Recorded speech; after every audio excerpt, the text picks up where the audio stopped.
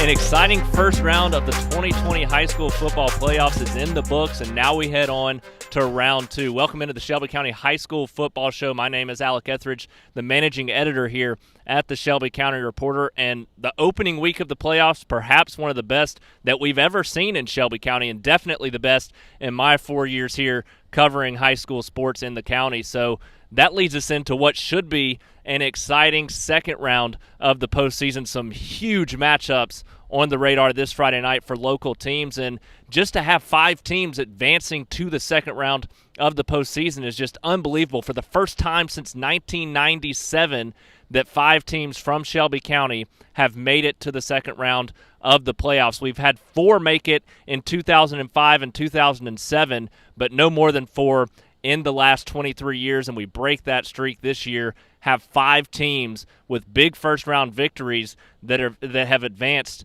to the second round of the postseason. The Shelby County Wildcats, they lose their opening round game last week. They are done for the season. And the Pelham Panthers, a tough game against Lee Montgomery, trailed that one 21-7 there in the second half, came back, made that a fun game, end up losing that one 23-21. They trailed 23-7 at the half, to be exact, actually. Came back and lost that one 23-21, a tough game to come back in, and they just fell a little bit short, so their season comes to an end as well. But that's a very young Pelham football team that's on the rise, should be really good next year. We were that close to having 6 teams in the second round of the postseason. But speaking of the second round, some huge matchups to take place this Friday night. One's going to take place right here at Helena High School, and it's not going to feature the Helena Huskies. The Huskies actually traveling to Spanish Fort this Friday night in their second round game. The Montevallo Bulldogs, though, they get to play here at Helena High School. Their field's still damaged from the hurricane that came through a couple of weeks ago, so they get to play host to a second-round matchup this Friday night right here at Helena High School. Going to be a huge matchup for them after one of the biggest upsets of the week last Friday night in round 1. In addition to that, the Oak Mountain Eagles, a huge upset last Friday as well. They advance on to the second round of the playoffs this Friday with a rematch against the Hoover Buccaneers. The Thompson Warriors, the defending 7A state champions, they also advanced, and they get a rematch as well. They'll take on Hewitt Trussville in a big rematch, a game that was actually pretty tightly contested when you look at the final score from earlier this season. Thompson's second closest game of the season, a 14-point win against the Huskies earlier in the season. As we mentioned, the Helena Huskies traveling to Spanish Fort. Montevallo, they will be right here at Helena in a big matchup. We'll talk about that one. And then the Briarwood Lions, they have a huge road matchup, a chance to make a statement in the state as they travel to take on number 1 Oxford in the second round of the playoffs after a big comeback last week against Hartselle. Trailed that game 14-3, came back and won that game 31-17 with a 28-3 second half. So Briarwood advances to the second round of the playoffs thanks in large part to a strong performance from Tyler Wall. So let's jump in. We've got a ton to talk about, some big games on the radar this Friday night in the second round of the playoffs, and we've also got some stars to hand out from the first round of the playoffs in our SCR Stars of the Week segment. So we're going to jump in. We're going to talk about all the games coming up this Friday night in the second round, name our SCR Stars of the Week, and get you ready for a big Friday night of high school football.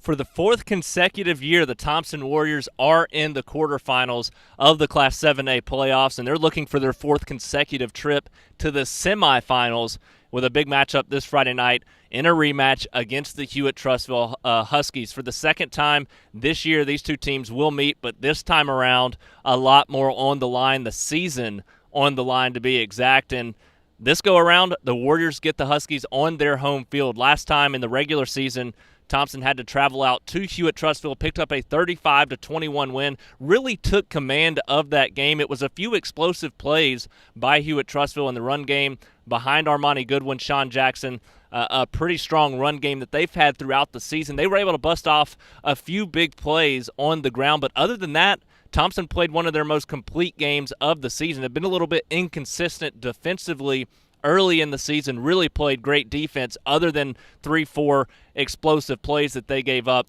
in that game on the ground. And the offense had a strong game as well. They put up a ton of those points in the first half and really just kind of grinded out the win in the second half to run more of the clock. So now you've got a Hewitt-Trussville team looking for redemption in this matchup, but you've got a Thompson team that is hungry, looking to defend their Class 7A state championship, sitting at 11-0 right now. They know what's on the line. They know what it's going to take to get back to the Class 7A state title game, and they've got to feel good about themselves right now simply because they've beaten both Hoover and Hewitt-Trussville.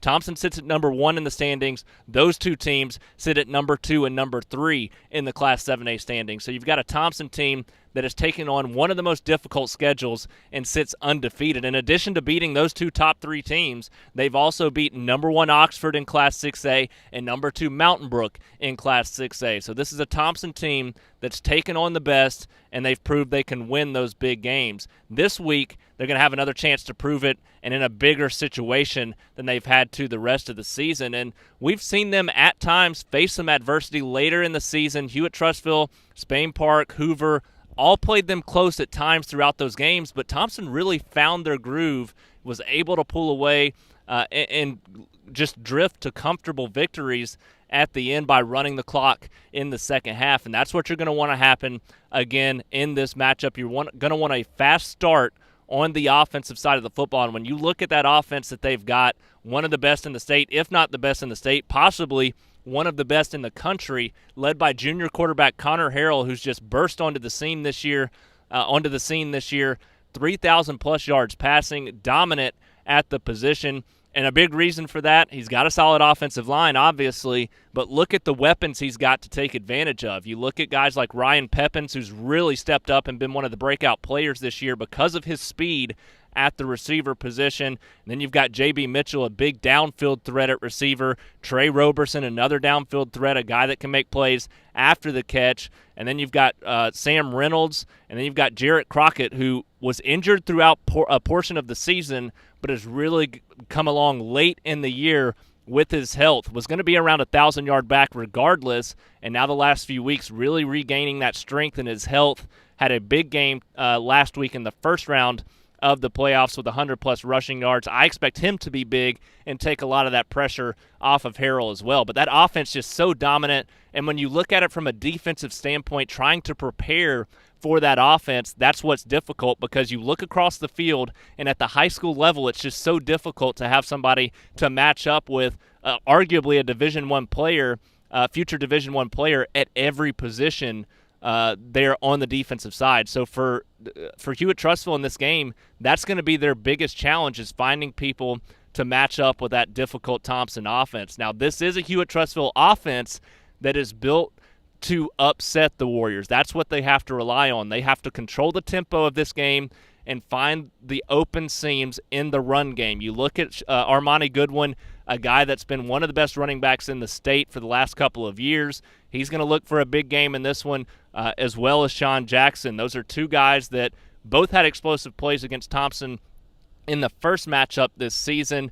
They could have a slightly better game. That's going to be huge in this game, the second go-around. That said, they're going to have to find some kind of balance in the pass game as well. They were so one-dimensional in that first matchup that Thompson was able to really just focus on the run game, and that's why you didn't see a ton of explosive plays from that dynamic running unit. But at the same time, they were able to bust off 3, 4, or 5 plays that were really big. So if they can kind of rely on that, Hewitt-Trussville can rely on the run game to open up the pass game.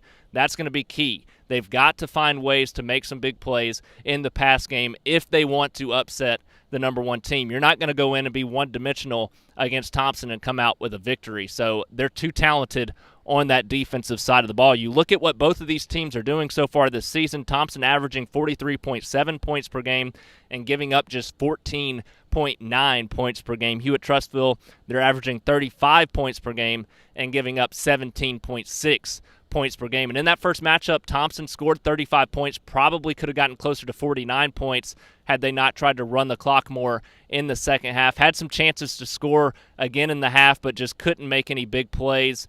Some penalties were a little bit costly. They scored 1 touchdown, and that was all they really needed to pull away in that victory. So you've got to expect that Hewitt-Trussville going going to try to find ways to do some different things offensively, open up the passing lanes a little bit more, but also rely on those two heavy-duty running backs in Armani Goodwin and Sean Jackson. But overall, it's going to come down to can they stop the Thompson offense as well. This Thompson offense has been so dynamic, going to have a big game from Hewitt Trussville's defense to have any chance, because otherwise you're playing catch-up with an offense that's just going to score every time they get the ball. So that's going to be the biggest challenge for the Huskies, finding ways to open up the passing lanes and then also playing better defense against arguably one of the best offenses in the country. Either way, it's a top 3 battle for the second time this season between these two. A trip to the semifinals on the line. Hewitt looking for the upset. Thompson knows what's on the line if they want to repeat as 7A state champions. They have got to win this game, obviously,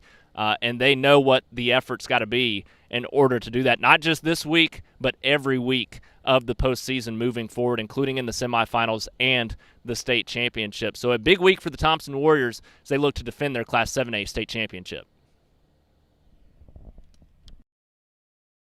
After taking on such a difficult regular season schedule and off to a 4-0 start for the first time in school history, you just felt like Oak Mountain was primed to pull an upset in the first round of the playoffs, and that's exactly what they did. They beat Austin, number 9 in the Class 7A standings, 41-28 to advance to the second round of the postseason for the first time since 2014. And now they look to advance to the semifinals, or I should say the third round of the playoffs, for just the second time in school history and first time since 2005. So a big opportunity for the Oak Mountain Eagles this Friday night. They've got the talent to try to find a way to upset Hoover in this matchup, but you look at this game, it is a rematch from a game earlier in the season that Hoover won 42-7. So Oak Mountain's going to have to turn around 35 points in this matchup to somehow pull off this upset and advance on to the semifinals of the Class 7A playoffs. It's going to be a tall task and a big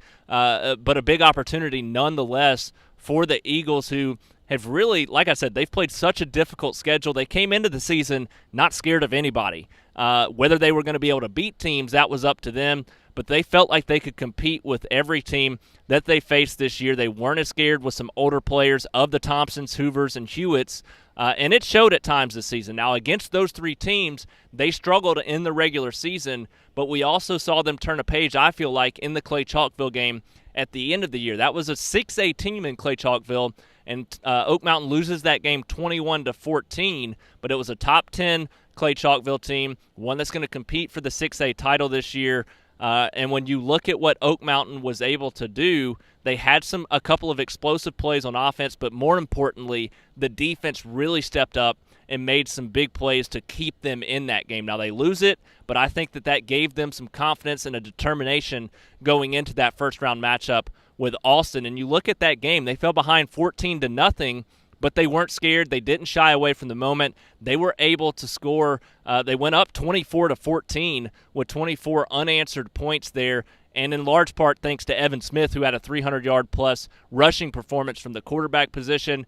A big reason the Oak Mountain Eagles have had success this year as a third-year starter there, at the quarterback position. So you continue to see this Oak Mountain team gain some confidence on the offensive side of the football, but that defense has been key throughout the year. It's one of the best defenses they've had in several years. So what's going to be the key this week for them to be able to pull off the upset against the Hoover Buccaneers? It's going to come on that defensive side of the ball. We obviously know that Evan Smith and Judah Tate, quarterback-running back duo, they've got to find seams on the offense, and that's going to come down to the offensive line. The offensive line is going to have to play their most determined and physical game of the year to give those two guys some opportunities to score, but we know that they can make plays. They're going to put up some points, whether it's 14, 21, 28, and beyond. They're going to put up points in this game. What it's going to come down to is how much improved the defense has gotten since that first matchup between these two teams.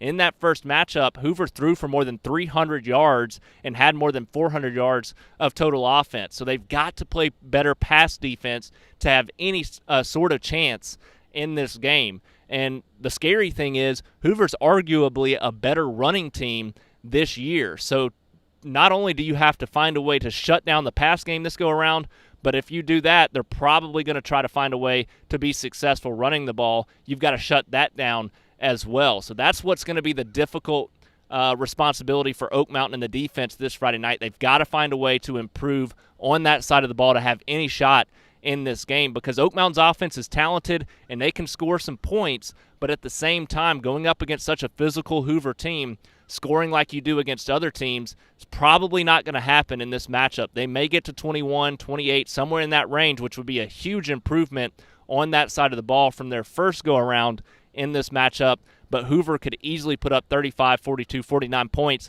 if Oak Mountain's defense doesn't show up. So for them to have the best chance, got to play a perfect game on both sides of the ball. You look at what Hoover's done so far this season, scoring 39.5 points per game and giving up just 18.6 points per game. Oak Mountain scoring 30.3 points per game, giving up 27.5 points per game. So Hoover's got the advantage in this matchup. It's all about determination for Oak Mountain. Can they be determined enough to pull off this upset second week in a row? I know they have a ton of confidence in the program right now. They're not scared to go in and play this game. It's just a matter of actually performing on the field. 0-18 all-time against the Hoover Buccaneers. Couldn't picture a better time to pick up that first victory as the Oak Mountain Eagles look to punch a ticket to the semifinals of the Class 7A playoffs. In just the second year under head coach Matthew Forrester, the Briarwood Lions in the 6A classification for the first time since 2015 have had an incredible run this season. A first-round victory last week in the playoffs against Hartselle. That was a game that they trailed, like I said earlier, 14-3. They jumped up 3-0, gave up 14 unanswered, trailed 14-3 at the half. Really weren't having any success doing anything on the offensive side of the football. The defense was playing fine in the first half, but the offense had struggled. That changed in the second half, not only because the defense continued to make plays and be big, but also because of Tyler Wall stepping over from the defensive side and helping out the offense as well. He had 4 touchdowns in the second half and 2 interceptions for a remarkable performance, right around 100 yards rushing in the second half alone as well to help the Lions pull off a comeback. 28-3, they outscored Hartselle in the second half for a 31-17 victory to advance to the second round of the playoffs. Luke Rebels, another big game. Christopher Vizina also continued to show promise at the quarterback position. So just overall, the offense stepped up in the second half and made big play after big play, was able to pull away and win that game. And now they advance to the second round where they get a matchup with none other than number 1 Oxford. Quite the reward for a successful season in the 6A classification. They get the defending 6A state champions and the number 1 team in the Class 6A standings in the second round. And with that comes a huge opportunity, because if you can win this game, then you've proven that you can win a state championship this season in Class 6A. Now, it's going to be difficult. This is an Oxford team that's just playing lights-out football again this season. Only loss of the season came to Thompson, and they put up the most points that Thompson's given up so far this year in that opening game loss of the season. Since then, Oxford has reeled off win after win. They sit at 10-1 overall on the season and are just playing great football so far this season, especially on the offensive side of the football. You look at what they've done on that side, 45.4 points per game offensively, giving up just 18.5 points per game so far this season. So playing really good football on both sides, led by quarterback Trey Higgins, and that's going to be the key. Can Briarwood's defense, which has been tremendous this season, find a way to shut down the all-state quarterback and the defending state champ there at Oxford? If they can find a way to stop him, get some pressure on him in the backfield, that's going to be key.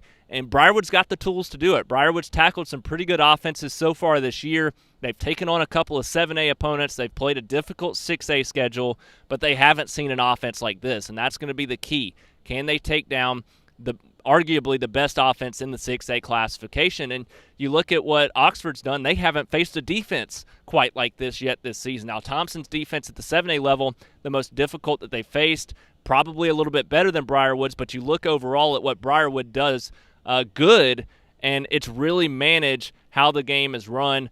They like to play it to their tempo, be physical, and they can get in the backfield. So a big game for Oxford's offensive line to be able to slow down that Briarwood front seven and keep them from getting pressure on Trey Higgins in the backfield. But you look at Briarwood, The defense giving up just 11 points per game this year continues to be one of the best defenses in the state year after year, even though they have jumped back in to the 6A classification. In 5A this year, if Briarwood was in 5A this year, likely would win a state championship. That's how talented they are and how successful they have been throughout the season. So you've got to expect that they're going to be ready to go in this game. And with the difficult schedule they've taken on, I don't think this is going to be a blowout. I do think Oxford should be favored to win. I do think they will win. But at the end of the day, you look at guys that are determined on that Briarwood defense. They're just playing such good football on that side of the ball. They're not going to shy away from this matchup whatsoever. And then you look at the growth that Briarwood has had on the offensive side of the football. Christopher Vizina has gone over 200 yards passing the last few games, really has stepped up his game. Some of the receivers are stepping up. Now, they can't drop balls. I continue to see that week after week. They've dropped several balls that they need to catch, and it happened last week as well, that could have gone for big plays, either a touchdown or kept drives alive. They've got to continue to find ways to catch the balls that Vizina's throwing to him. Vizina's got to come out and be comfortable as well. But you've also got one of the best running backs in the state, Luke Rebels, coming off another stellar performance in the semifinals, or in the first round of the playoffs. We'll talk more about him in the SCR Stars of the Week segment at the end of the show. But he just continues to perform week after week, and that's largely because the offensive line is setting up not only running room for him, but really selling the screen pass and doing great at blocking on the screen pass. Briarwood is so successful at that play. That's got to be a big emphasis when you look at that from the Oxford defense. If they can shut down the screen pass, and if they can shut down Tyler Wall coming in from the defensive side and running the Wildcat offense, they can shut those two things down from Briarwood's offense, then you've got an Oxford team that's likely going to pull away for the victory. But at the end of the day, nobody's been able to stop that this season. This is a Briarwood team that's very physical, very methodical, and they're well coached. They know how to handle these big moments. They're going to be ready for this matchup. I don't see this being a rout. I think you're going to see a very determined Briarwood team that keeps this game pretty close. I'm not sure they have what it takes to pull off the upset because Oxford is the defending state champ, because of the schedule they've taken on. You got to give the edge to Oxford in this matchup, but don't be surprised if Briarwood has a chance in the second half. If they can force some early turnovers with that defense and get a quick 7-0, 10, 14-0 lead, somewhere in that range, you've got to feel good about your chances with how good your defense has played so far this season. So going to be a lot of fun either way for the Lions to get this opportunity in their first year back in the 6A classification. The last couple of years, 2014 and 2015, they did not play well in the 6A classification. I think their overall record was right around 9-14. So a big year for them already this season. We'll see if they can continue the trend, have another big win, pull off the upset against number 1 Oxford in the second round of the playoffs. There may not be a more clutch team in the state than the Helena Huskies as we sit here on their home field getting you ready for another week of the playoffs. And this is a Helena team. A couple weeks ago, we didn't know what their playoff fate was as far as their seeding. Could have been a 4 seed, could have been a 2 seed. They take on 3-time defending Class 5A state champion UMS Wright. Trailed that game 7-0 early, made it 7-6 at the half, and then came back to win 12-7 in the second half with great defensive play there in the fourth quarter and a big touchdown late as well to pick up that win. And then you look, they earn home field advantage, the 2 seed with that win. And last week they fall behind 19-0 to Carver Montgomery at the half. But don't worry, they were clutch again in the second half, scored 22 unanswered there in the second half. It's funny, at halftime I tweeted they were going to need at least 20 unanswered to even have a chance in that game. They scored 22 unanswered, did not give up a single point in the second half, come back to win that game 22-19. The defense playing really good in the second half. The offense continues to wear down opposing defenses and plays well in the second half as well, and that's been the big storyline. They've just been such a physical team early in games. They've fallen behind early all season long, but they haven't panicked because they know that their offense, the way that it runs, is wearing down defenses, and they know that their defense is still fresh in the second half enough to make big plays. And it's worked throughout the season, and this week, yet again, it's the matchup that sets up perfectly for what they like to do. They'll be taking on Spanish Fort in the second round of the playoffs, so a long trip down south to South Alabama as they take on Spanish Fort this Friday night.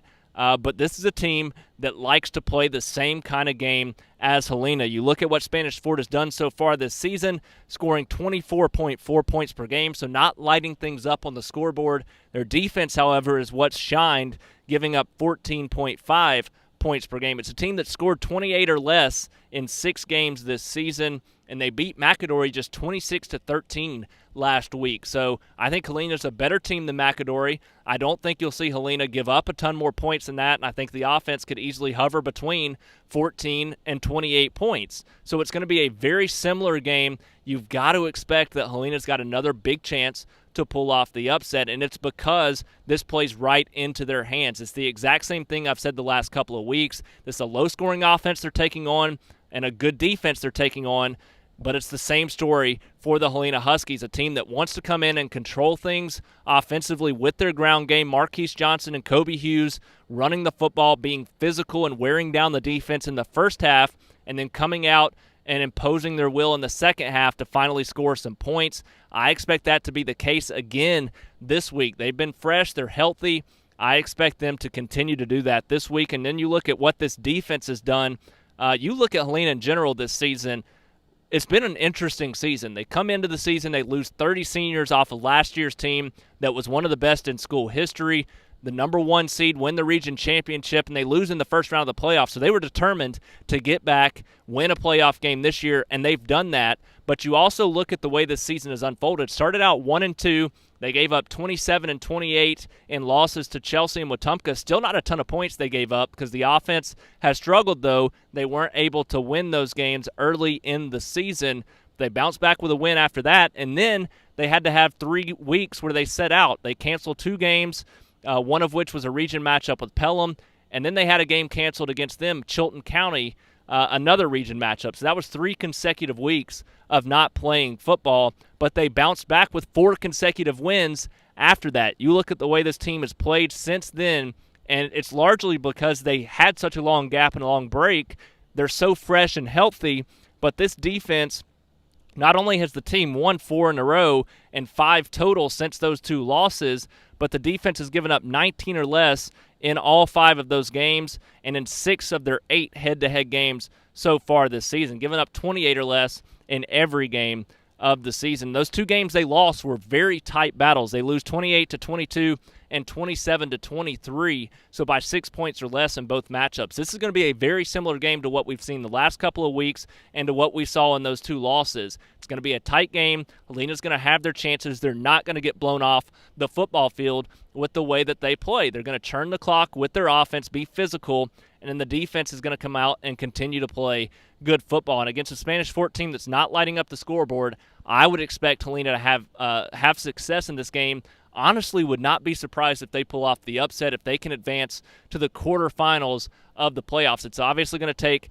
a big effort in this game, but you look at what they do successfully. This game, again, playing into their hands, and they're as confident as they've been this entire season now with 5 wins in a row, 2 wins against very good football teams, very physical football teams that play similar styles to them. I would expect you'll see this Helena team on Friday night have a strong chance to make some big second-half plays. If they can continue to do what they do best, they have the chance to pull off the upset and advance to the quarterfinals. So now to the game that will actually take place right here at Helena High School. And that's going to feature the Montevallo Bulldogs playing host to Handley in the second round of the playoffs. And what a story for Montevallo this season. One of the best stories I've seen in my time here at the Shelby County Reporter. Montevallo, they lost probably 90% of their offensive talent and most of their team from last year, a team that made it to the first round of the playoffs but lost in the first round of the playoffs, hadn't been to the second round since 2016. Enter head coach Blake Boren, his first year at the helm, despite losing guys like J.J. Evans, Jamarius Carter, Dion Gilliland, Malika and Bennett. Those guys all huge keys to the offense's success the last couple of seasons. This team has come in this year, and they have played extremely well with guys that honestly haven't played football in several years or possibly ever getting time as starters this season. It's just been remarkable to watch the way that they've grown together as a football team this season. And last week, a big upset victory in the first round of the playoffs against St. James. They win that one 27-21 in overtime, just a back-and-forth game the entire way, and they made big plays down the stretch to, again, win a football game, and that has become just common theme down the stretch of their schedule. You look at their last 4 games in a row, they've won all 4 of them, and all in tight contests, 29-28, 40-33, 27-20, and 27-21. So all of those games decided by 7 points or less, and they end up coming out on top. That shows some clutch play. You're not scared of the big moments, and you got to figure if they have a chance again in this matchup against Handley, you got to feel comfortable that they'll make the plays down the stretch yet again to pull off another big win. Now, this is a Handley team ranked inside the top 10 of the 4A standings. Montevallo, no stranger to taking on good 4A teams this year, though. They played number 1 American Christian, the favorite to win the state championship, put up 30-plus points on them. They played Bibb County as well, struggled a little bit more offensively, but also showed some promise at times in that game, especially going in to the halftime break. So to see them compete against good teams, they're not going to shy away from this moment. I think that those 2 teams that they played in region play more difficult than this challenge against Handley, so you got to expect, at least for the first half, Montevallo is going to be in this football game, and then it comes down to how fresh are they in the second half and what kind of plays can they make there. You look at this team in Handley, they're sitting at number 5 in the 4A standings, and they've been a little bit inconsistent at times. Overall, this is a team, they've played some difficult teams at times, but they played some not as good teams, some average teams, and haven't won in blowouts. They've won some pretty tight games. That said, they're coming off, they ended the regular season with a 15-14 loss to a really good Central Clay County team. So this game is very tricky. I do think Montevallo has a chance. I think last week's game to pick up that upset victory against St. James has them as confident as they can be going into this matchup. I didn't expect them to be any higher than a 3 or 4 seed this year. They earned a 3 seed, but just to be in the playoffs was a remarkable story. Now to win a playoff game, pulling off the upset, another remarkable story. So how far can they carry it on this season is the question right now. And you look at this team, the athletes that they have, they're still so young.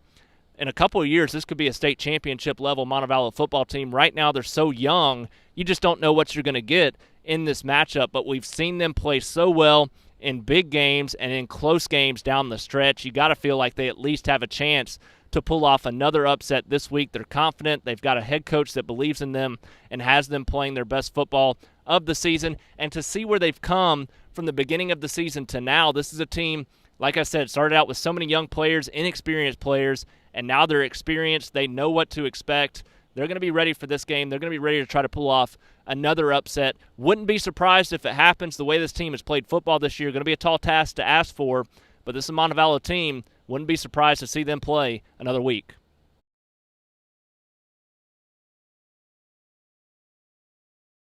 It's now time to hand out some stars from the opening week of the playoffs as we get to our SCR Stars of the Week segment. And a lot of players stepped up big time in the first round of the playoffs, helped their team advance on to the second round. You got to start with the Thompson Warriors, what they were able to do in a dominant first-round victory. Went up 49-0 against Grissom, ended up winning that one 49-7.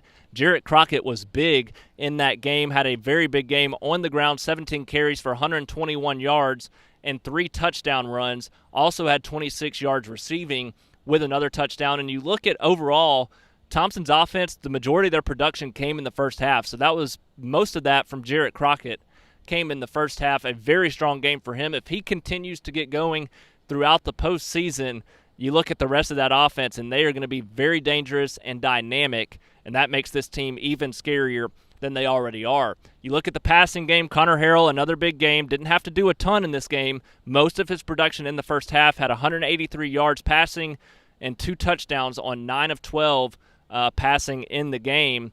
He also had a strong showing on the ground, ran for an additional touchdown with 3 carries for 22 yards. His top target in that game was Ryan Pepins, had the majority of those 183 yards. He had 118 yards on 4 receptions with a touchdown. He was big in their first matchup with Hewitt Trussville, just sprinted by the defense on a couple of different occasions. I wouldn't be surprised if Pepins has another big game this Friday night. Speaking of big games, it seems every week Evan Smith has a dominant game, and he did so in the first round of the playoffs to lead the Oak Mountain Eagles to an upset of number 9 Austin 41-28. Smith ran the ball 23 times for more than 300 yards, had right around 320 yards running the football in that game with 4 touchdowns. Just a remarkable performance from Evan Smith, and he seemingly does it week after week. Expect him to be determined to have another big game against Hoover on Friday night, as well as Judah Tate, who ran the ball 22 times for 120 yards and a touchdown against Austin. So those two guys are going to be key. Obviously going to have some help from the offensive line. Defense is going to have to keep you in it. But with those two guys on your side, you got to feel like Oak Mountain at least has a chance to score some points and keep up with Hoover to try to pull off the upset. Possibly the performance of the year, hands down, goes to Tyler Wall. I would say he earns the overall SCR Star of the week this week. We used to give out just one. Then there were too many good performances. We wanted to give out a list of players. But Tyler Wall was remarkable. He had not only 2 interceptions on defense, which is his natural position, plays linebacker there for the Lions, had 2 big interceptions in that game, but also 4 touchdown runs, close to 100 yards rushing, had 98 yards rushing, and also led the team in tackles with 15 tackles. So, I mean, if he was in college, that would be the Heisman moment right there. I think he's easily got to be one of the best players in the state, if not the best player in the state, especially on the defensive side of the football. Just remarkable to see what he's able to do over there. But to come in, run the Wildcat, and just physically dominate the defense from that position as well, running the football, special to see what he was able to do for the Lions as he helped them. He scored all of their touchdowns in a 31-17 victory against Hartselle. Big in that game as well, Christopher Vizina, who continues to get better each and every week of the season, finished 19 of 28 with 246 yards and no interceptions. Had a little bit of a slow start, but really bounced back there on the offensive side of the football, completed some big passes in the second half to a couple of different receivers. So that was a big comeback for Vizina in that game. It's the second or third game in a row where he's gone over 200 yards, no interceptions. Doesn't have to be big, but if he can play and manage the game like that still as a sophomore, he's got some big offers coming his way during his junior and senior seasons, but he's also going to help lead this team deep into the playoffs, and maybe not just this year, but moving forward down the line. And he's also got the help of Luke Rebels, one of the best running backs in the county and across the state, especially in the 6A classification. Rebels had 17 carries for 81 yards, but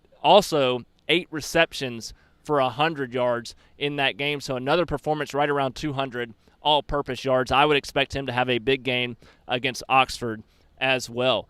For the Helena Huskies, a big opening round win last week against Carver Montgomery. You look at a couple of performances there. Marquise Johnson had the go-ahead score and an important 2-point conversion in that game for Helena. You also look at Mac Turner, had a steady game, really sparked the comeback there early in the second half with a 31 touchdown pass to J.C. Sibley midway through the third quarter that got Helena on the board, and they were off and rolling from there. And in addition to his 31-yard touchdown catch, Sibley had another big play in the game, a 30-yard touchdown pass to Colby Harris. So a big game for Sibley as well. If you can have all those guys playing well on offense, then lights out. I think Helena will win against Spanish Fort on Friday night because that gives them so much more balance and a different dynamic as well in comparison to what they're able to do so well defensively and running the football. So have that balance, and Helena's going to be in good shape on Friday night, especially with the way their defense is played. We'll mention them as well. Held Carver scoreless in the second half and picked up an interception late to seal the win in that victory. So a big night for Helena's defense as well. For the Montevallo Bulldogs, 3 guys that really stood out in that opening round upset. You look at Joseph Anderson, toted the ball 44 times in that game. He's had a few games where he's gone for 200-plus, 300-plus. He's had a dominant season, ran for 179 yards and 3 touchdowns on those 44 carries. That was a lot of weight on him. We'll see how fresh he is going into the second round. But you've also got the help of Kyle Cottingham on the offensive side of the football.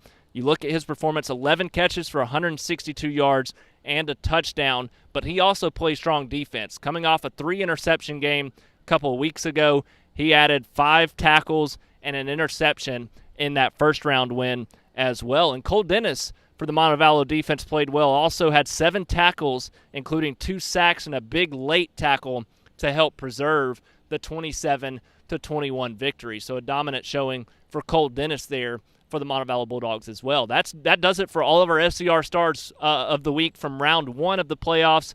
But with 5 teams in the playoffs continuing, I expect another big showing this Friday night as teams look to punch tickets either to the quarterfinals for 6A or below or the semifinals for Class 7A.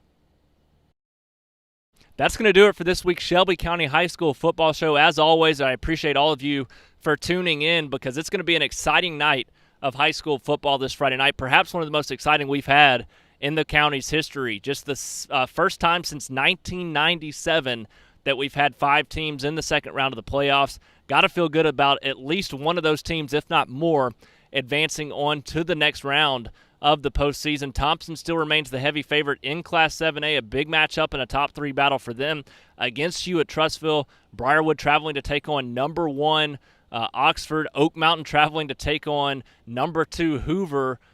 Some big matchups there. Then you look at teams like Helena traveling to Spanish Fort, a chance for a big win for them as well. The Montevallo Bulldogs hosting a game right here at Helena High School, taking on Handley in a big game for them, a chance to advance to the quarterfinals in Blake Boren's first year as head coach. So a lot on the line this Friday night, so many exciting matchups, but just to be in the situation with 5 teams in the second round, a remarkable showing, and a congratulations to all of these teams. We came into the season with so much unknown, didn't know how much of the season we would get to play, and now it's been a historic season. These kids have fought so hard just to be on the field, given up so much of a normal routine, and now it's all worth it because they have a chance to continue playing football and a chance to vie for some state championships. So an exciting night coming up. Can't wait to bring it to you all.